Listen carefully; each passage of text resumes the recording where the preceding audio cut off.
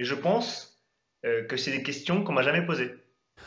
Bonjour à tous, aujourd'hui je vous propose une interview assez exceptionnelle de l'auteur de Chef de guerre, Louis Saillant, 34 ans, lieutenant de vaisseau dans la marine, ça me rappelle quelqu'un, et qui lui par contre avait comme spécialité, béret vert, les commandos marines, les forces spéciales au sol.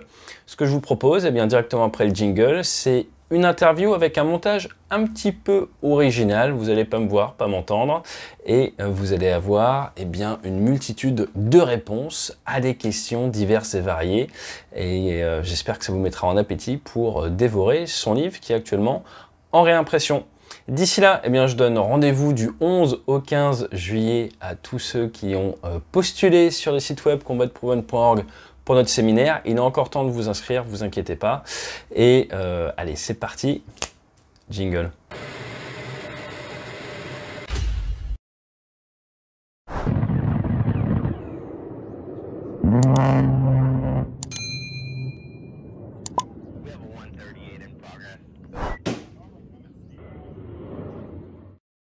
Je suis officier sous contrat et donc je termine cet été mon service dans les armées. 11 ans dans la marine et 14 ans dans les armées. Disons que j'ai plusieurs options et je suis en train d'élaborer quelle est l'option la plus favorable, sachant que l'engagement dans les idées est quelque chose qui me tient à cœur. Donc ça pourra peut-être être des séries de conférences, pas seulement dans les entreprises, même si ça m'intéresse beaucoup, tous les thèmes de meneur d'hommes, du commandement, etc. C'est quelque chose qui m'intéresse beaucoup, mais aussi chez les jeunes parce que je pense qu'il y a aujourd'hui une perte de sens et qu'il y a des éléments tels que le sens des responsabilités, le sacré, l'héroïsme, la grandeur, qui sont des choses qui sont un peu évacuées de la réflexion aujourd'hui. Et c'est des thèmes qui m'intéressent de développer. Un officier, ça va être un relais majeur du commandement dans l'accomplissement de la mission. Et ça va être aussi celui à qui on va remettre la responsabilité de ces hommes dans le cadre d'une mission et dans un cadre général aussi. Voilà, c'est difficile à définir, mais s'il fallait le réduire, je dirais un truc comme ça. Alors, il y a 5 commandos historiques. Donc, il y a le commando de Pinfintegno, commando de Montfort, commando Trépel et commando Jaubert, et commando Hubert, bien sûr. Et donc, ces 5 commandos historiques auxquels se sont ajoutés le commando Kiefer, qui est un commando de spécialiste, et le commando Ponchardier, qui est un commando qui gère tout ce qui est vecteur. Donc tout ce qui est vecteur, c'est les parachutes, c'est les véhicules, tous les véhicules terrestres et tous les véhicules nautiques et subaquatiques. Ouais, c'est une PME, c'est une grosse PME. En fait, c'est 80 bonhommes.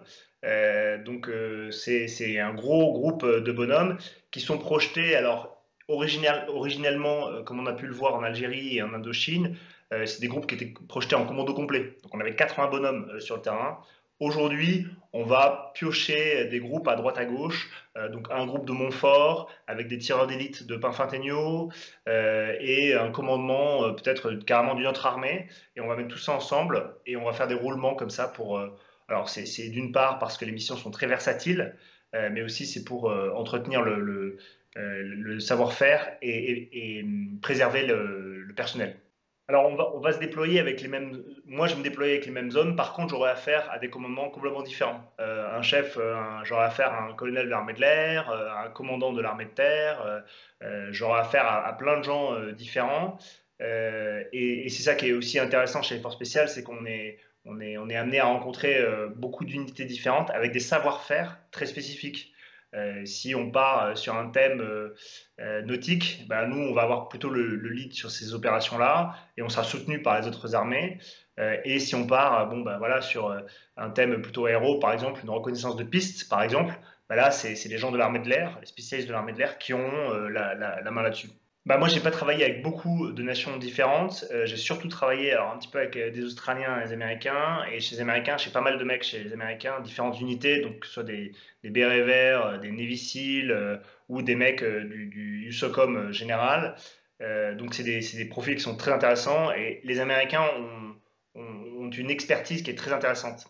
C'est-à-dire qu'ils ont une vision du monde qui est très différente. Mais l'intérêt, c'est qu'en fait, ils ont une expérience sur le terrain qui est très riche. Et pour nous, c'est très important. Et de la même manière, aujourd'hui, avec le Moyen-Orient et le Sahel, on développe une expertise qui est très reconnue. Et donc, c'est un espèce d'échange très intéressant pour les deux. C'est une win-win situation. C'est inévitable, ça a des conséquences. Maintenant, dans toutes les grandes doctrines militaires, quand je dis grande doctrine, c'est pas forcément uniquement française, hein. Quand on regarde les doctrines de l'Empire autrichien, de l'Empire allemand, de la France avant le XXe, on a notamment un lien très important à celui de la conservation de la vie et à épargner le plus les vies humaines. Alors bon, les guerres napoléoniennes, c'est peut-être pas le bon exemple, mais on a des situations comme ça où des chefs ont su dire, bon, en fait, est-ce que les ordres qu'on me donne sont cohérents, un peu comme l'exemple que tu donnes dans la ligne rouge.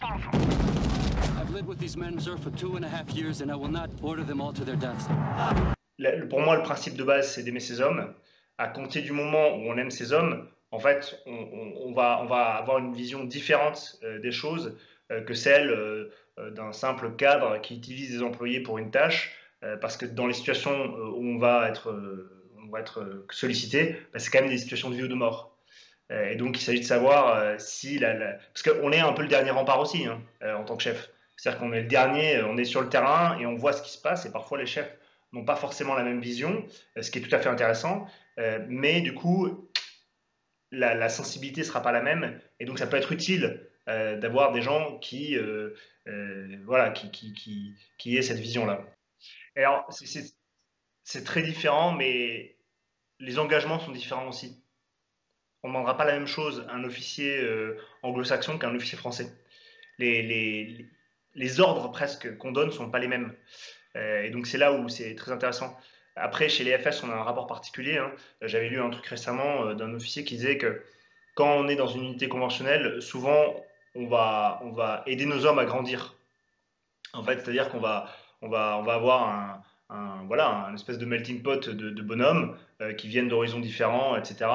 Et certains sont parfois à un niveau qui est un peu en deçà de ce qu'on peut attendre, et il va falloir les relever, il va falloir les amener un peu plus haut. Et donc il y a un vrai travail de pédagogie de mentoring presque sur ces gens-là.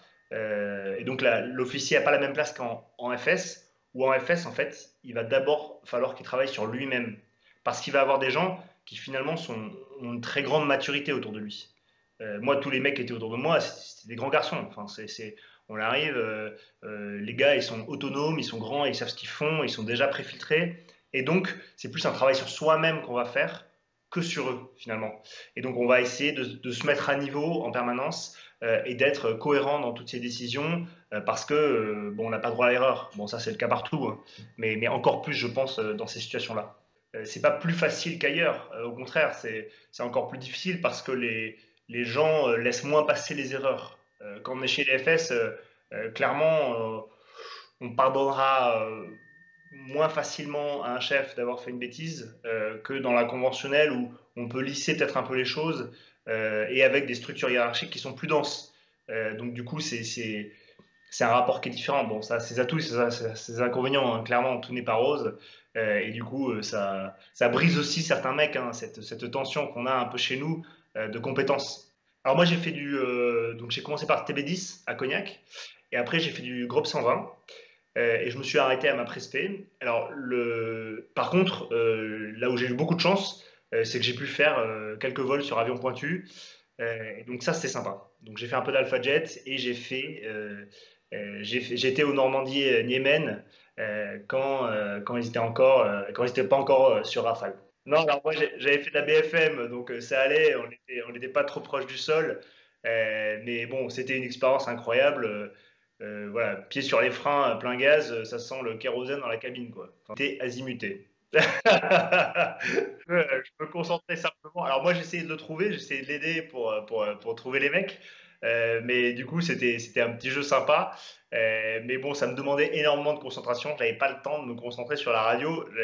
Et pourtant, j'avais plus qu'un neurone. Donc voilà, ça, Moyen-Orient et Sahel, c'est les drones qui sont la cheville ouvrière numéro un, hein, dans ces territoires-là.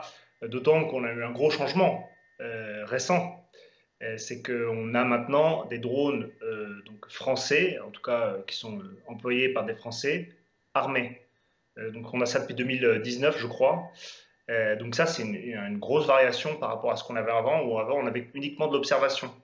Et donc maintenant, on a des drones qui, si je ne dis pas de bêtises, sont capables d'illuminer, donc de détecter leur cible et de l'accrocher, et de larguer leur propre bombe tout seuls, comme des grands. Et donc ça, c'est un vrai changement dans la vision de la guerre là-bas. Et après, pour tout ce qui est interaction avec les hélicos, bah alors c'est particulier parce que les hélicos, on est au contact avec eux tout le temps. On joue à la belote avec les équipages entre les missions, on boit des coups le soir avec eux, et donc on a une familiarité avec eux qui est très intéressante parce que sur le terrain, ça nous permet de couper dans les virages en sécurité, mais de couper dans les virages. On peut avoir des interactions à la radio qui sont beaucoup plus promptes, beaucoup plus instinctives. Et comme on se connaît, bah, en fait, ça facilite la relation. Tandis qu'effectivement, quand on va demander un appui casse en chasseur, bah, en fait, du coup, on reprend la procédure. Et là, il y a un mec dédié, il y a le fac qui va reprendre la main et qui va faire le guidage jusqu'au bout. Et donc ça, c'est une procédure qui est beaucoup plus encadrée et beaucoup plus formelle. Mais bon, les effets sont beaucoup plus forts aussi, hein. Effectivement, on a deux prédateurs majeurs quand on monte dans un hélicoptère. Ça va être le tir d'infanterie ou d'appui qui risque de toucher l'hélicoptère. Et on a aussi chez les commandos marines l'autre danger, c'est l'amérissage. L'amérissage présente un danger supplémentaire par rapport à l'atterrissage forcé où le gars descend en autorotation. C'est qu'on risque de se noyer. Et donc pour ça, on est quand même pas mal préparé par le C100 notamment où tu es passé, où voilà, on apprend les gestes élémentaires pour sortir de l'eau en cas d'urgence. Mais dans tous les cas, notre état d'esprit n'est pas fataliste. Alors comme tu dis, on est déjà dans la mission. Comme on écoute les communications dans l'hélicoptère, on se projette en permanence. Et comme l'ennemi est protéiforme, il bouge très vite, il change d'apparence, il change de moyen de, de circulation, bah en fait, on va s'adapter en permanence. Donc, dans l'avion, on est déjà en train de se refaire des plans sur comment ça va se passer. Donc, on ne pense pas trop à la vulnérabilité qu'on a et le risque de panne, d'accident qu'il peut y avoir avec l'hélicoptère. On est déjà dans l'hélico. Sachant que on le sait dès le début, ça. Parce que, par exemple, quand on fait les cordes lisses, on est tous très conscients que lors d'une corde lisse ou d'une descente en rappel, en fait, le mécanicien de bord qui est à l'arrière, il a des boulons explosifs qui sont à sa disposition et qu'en cas de problème, bon, ils feront de leur mieux pour nous sauver. Moi, j'ai déjà été sur des situations comme ça où ils ont dû larguer parce qu'il y avait une situation dangereuse pour l'équipage ou le personnel qui était sur la corde. Mais on sait qu'on peut être sur la corde et ils peuvent nous larguer. Donc à 10 mètres de haut, à 20 mètres de haut, au-dessus de l'eau. Donc c'est une situation qui peut arriver. Si l'équipage a besoin de se délester de la corde, on sait qu'on peut, bon voilà, on va pas, je ne sais pas si on va y passer, mais en tout cas c'est un risque énorme qu'on prend à chaque fois qu'on le fait et c'est accepté. Moi j'ai eu un problème dans ma vie personnelle, c'est que j'ai trompé ma femme une fois. Alors voilà, je le dis devant tout le monde. J'ai trompé ma femme avec un hélicoptère d'attaque Tigre. Et du coup, je suis fou amoureux de ces hélicos. Ils nous ont sauvé la vie à plusieurs reprises. Et j'ai demandé en mariage une fois à un pilote d'hélico, il a refusé, mais j'en étais à ce point-là. Non, tout ça pour dire qu'en fait, on, quand le tigre est là, en fait, c'est comme si on avait un espèce d'ange gardien, ou même les gazelles, hein. Les gazelles avec leurs tireurs d'élite à bord, ou encore les cougars ou les pumas avec leur mitrailleuse de sabord. Ils ont vraiment, on a une capacité de défense avec eux qui est très forte. Donc du coup, quand ils sont au-dessus de nos têtes, on est vraiment serein. Alors que quand on est en véhicule, alors on peut être en véhicule avec une surveillance drone, on peut être en véhicule avec une possibilité de survol de chasseurs, donc ça c'est toujours un atout, mais il y a un délai. Il y a un délai et donc du coup, sur le terrain, le temps, c'est pas de l'argent, c'est de la vie. Voilà, il y a une vraie différence entre 5 minutes d'avance et 5 minutes de retard sur le terrain. Et donc, du coup, le fait d'avoir un hélicoptère qui est là de manière quasi instantanée, verticale de notre position, bah, c'est un atout incroyable. Donc, en véhicule ou en hélico, le tout, c'est de savoir si on a cet appui hélico ou cet appui casse qu'on peut avoir dans des délais raisonnables. Ah ouais, ils peuvent rester 7 heures au-dessus de nos têtes et être là pendant toute la mission. Et donc, c'est un atout incroyable. La suprématie aérienne prend tout son sens, hein. Quand on se fait engager au sol, l'adversaire est très malin, il s'adapte à l'environnement. Il peut être dans des environnements qui lui sont très favorables parfois. Et donc nous, on peut se retrouver presque en défaut. Moi, j'ai des histoires de camarades qui ont passé des heures à essayer de déloger deux gars cachés au milieu de cailloux qui présentaient un vrai danger. Et ils ont dû attendre qu'un hélicoptère, une gazelle haute, donc une gazelle équipée d'un missile, arrive pour tirer le missile sur les gars, tellement ils étaient dans une espèce de forteresse naturelle de pierre. Et donc c'est que la gazelle qui a pu la déloger après de longues heures de combat. Le terrain commande, hein. C'est le terrain commande dans toutes les dimensions. Donc, quand il fait chaud, forcément, on va avoir des hélicoptères qui auront moins de portance, donc ils vont prendre plus de kérosène, donc ils vont prendre moins de matériel, moins de personnel, moins d'élongation. Donc ça, c'est un vrai impact pour nous. Euh, et puis, euh, et puis au niveau des capteurs, on risque d'être un peu brouillé quand il y a beaucoup de chaleur. Le distinguo entre les masses chaudes, masses froides est plus difficile lorsqu'il fait chaud. Alors de nuit, bien sûr, on est très avantagé. On y arrive quand même de jour, hein, voilà, mais il y aura juste cette difficulté-là supplémentaire. Je n'étais pas fac parce que c'est une histoire de formation, c'est des formations qui sont longues, qui sont très denses. Donc moi, j'ai pas eu l'occasion de faire ça. Euh, En revanche, normalement, c'est effectivement lui qui va avoir un petit peu la priorité pour communiquer avec tout ce qui est hélico, avion, drone, voilà. Maintenant, dans la hiérarchie normale, moi, je communique uniquement avec mon chef, vers le haut et vers le bas, vers mes hommes. Euh, et parmi mes hommes, il peut y avoir un gars qui va parler avec les hélicos ou qui pourra faire des commandes d'appui aérien de chasseurs ou de drones. Maintenant, chez les forces spéciales, c'est un peu différent. Les communications, c'est un peu une grosse bulle dans laquelle tout le monde communique. Tout le monde a une très grosse discipline radio, donc on parle très peu à la radio. Parce que dès que ça commence dès qu'il y a un événement, bah, en fait, tout le monde va commencer à parler. Et il faut être très vigilant sur voilà. Bah, c'est un peu comme un avion, on en dit le moins possible, on s'astreint vraiment au minimum. Et donc, moi, je peux me retrouver avec l'hélico. Ça m'est arrivé plusieurs fois de me retrouver. En fait, mon chef était tellement pris par les situations, le radio de mon chef était tellement pris que finalement c'est moi qui gérais dans certaines situations trop délicates l'appui aérien puisque c'est moi qui voyais. Donc c'est moi qui guidais pour voir. Donc ça pouvait être de l'escorte de convoi par un hélicoptère, ça pouvait être une reconnaissance d'axe. Donc je pouvais demander des reconnaissances, aller voir un endroit que mon chef m'a demandé de reconnaître. Bah, une gazelle va passer avant avec son tir d'élite, ils vont analyser la situation. Et enfin, bien sûr, pour de l'appui très proche, comme j'en parle dans le bouquin, où bon, bah, là, c'est moi qui vois, donc c'est moi qui dois dire directement pour éviter le phénomène de téléphone arabe, où on va avoir une déformation de l'information et dans des situations cruciales, on n'a pas le droit. Je crois que mon meilleur souvenir, c'est le jour où on m'a remis mon béret vert. Pour moi, c'était vraiment une consécration, c'était une vraie victoire sur moi-même.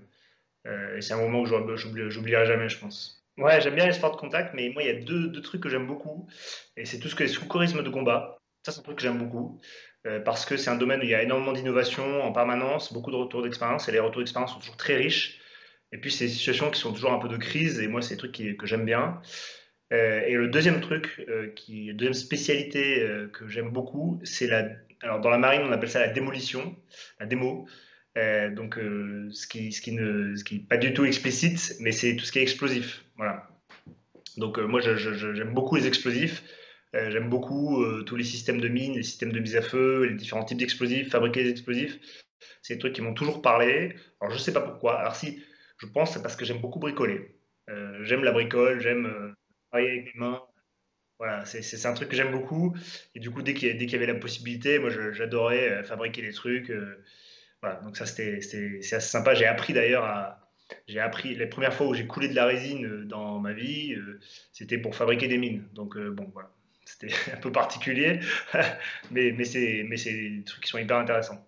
Ben, je crois que le A10 est quand même une valeur sûre, ouais, parce que c'est un camion à bombe. C'est-à-dire qu'il a une capacité d'emport qui est très forte. Il n'est pas supersonique, mais on s'en moque sur les théâtres où on a la suprématie aérienne. Il n'y a pas forcément d'intérêt. Et alors, son canon est un peu surfait. Enfin, moi, c'est mon avis.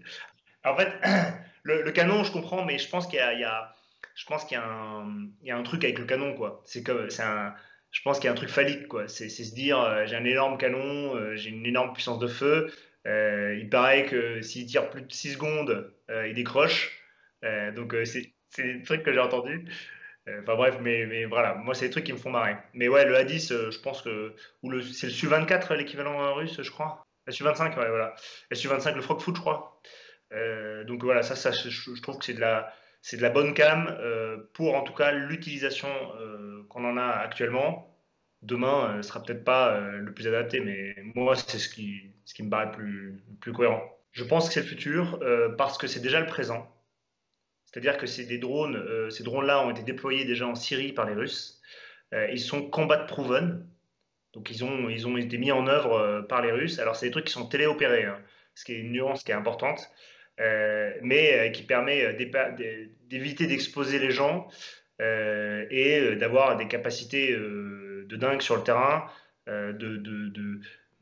comment on appelle ça, ouais, de reconnaissance, c'est-à-dire qu'on va pouvoir voir très loin, voir de nuit, voir en thermique, avec une autonomie très forte, parce qu'il y a toujours ce problème sur certains théâtres de l'autonomie qu'on peut avoir lorsqu'on est loin d'une base, loin d'une infrastructure amie. Donc ça, c'est très intéressant. Maintenant, il n'est pas adapté à tous les terrains, mais je pense que la plateforme de base, de se dire, on a un truc autonome qui nous suit en permanence, qui peut être un relais de communication, une recharge pour nos batteries, un truc pour transporter les blessés ou pour faire un appui feu dans une zone dangereuse. Voilà, je pense vraiment que c'est le futur, sachant qu'on arrive à un seuil de technologie aujourd'hui où c'est réaliste. Enfin, ça devient carrément réaliste. Franchement, j'en sais rien. Je buvais peut-être 4-5 litres jour. Le matos, il faisait environ 30 à 40 kilos en fonction des missions. Donc, parce que du coup, on se répartit les charges et je prenais pas beaucoup d'eau. Je prenais pas grand-chose en fait. Je prenais surtout de la munition. Mais je sais qu'il y en a qui prenaient quasiment rien. Enfin, j'ai notamment vu des Américains partir avec rien, avec juste un gilet pare-balles, un drapeau américain plié dans son dos, trois chargeurs, son M4 et son arme courte, et c'est parti. Donc, ils ont une doctrine différente de la nôtre, et que souvent, ils ont voilà, la plupart du temps, il y a un drone Reaper pas loin, armé, donc voilà, ça peut mettre tout le monde d'accord. Bah, j'ai un compte Insta, j'ai un compte Facebook sur lesquels on est actif et on répond. Donc faut pas hésiter à me solliciter sur ces trucs-là. Je réponds aux questions, autant que faire se peut, hein, fonction de mon emploi du temps, mais ouais, je suis actif sur les réseaux sociaux. Alors, ce sont des éditions, c'est Mareuil.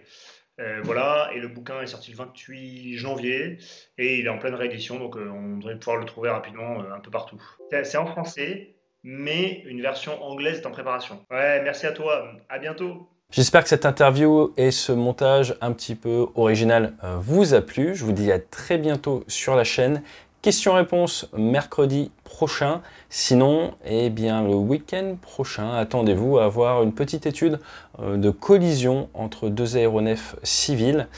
Avant, eh bien, un petit peu de reportage en vol où on va tester un petit peu de matériel. Mais je ne vous en dis pas plus. Et en mars, attendez-vous également au lancement de Mach1.tv. Je vous en parlerai avec des reportages longs exclusifs consacrés à l'aviation. Allez, excellent week-end à vous et fly safe.